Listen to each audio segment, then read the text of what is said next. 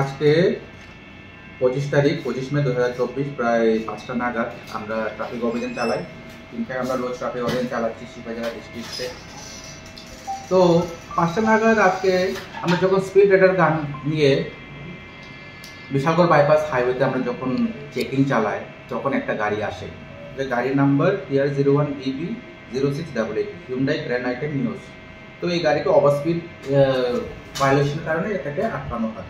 আটকানোর পর গাড়ির ভেতরে আসছিল 4 জন। তারা মিসবিহেভ করা শুরু করেছে আমাদের স্টাফের সাথে। তো ওদেরকে তারপর আমাদের ট্রাফিক জ্যাম মেশিন একটা ভেঙে দিয়েছে, আর তারপর একটা স্পিডার গান সেটাকেও ধাক্কা দিয়ে ফেলে দিয়েছে। তারপর আমি স্পটে যাই, স্পটে গিয়ে 4 জনকে আমরা ডিটেন করে আমরা ওদেরকে বিশালগড় থানাতে হ্যান্ড ওভার করি। স্যার কি নাম তাদের? তাদের নাম, একজনের নাম প্রবীর দেবনাথ, শ্রীপদ চক্রবর্তী, পাল সাহা, তপন দেবনাথ। স্যার বাড়ি কোন জায়গায় তারা? তারা সবার বাড়ি রানীবাজার কেসে আনবে। কি গাড়ি ছিল স্যার? গাড়ি ছিল Hyundai grand item news. Sir তারা কি আপনাদের কর্মীদের উপর হাত উঠিয়েছিলেন? হ্যাঁ, একজন আমাদের কনস্টেবলের উপর হাত উঠিয়েছিল। তারা হাত ওঠার পর আমরা তার আগে ডিটেইন করি 4 জন।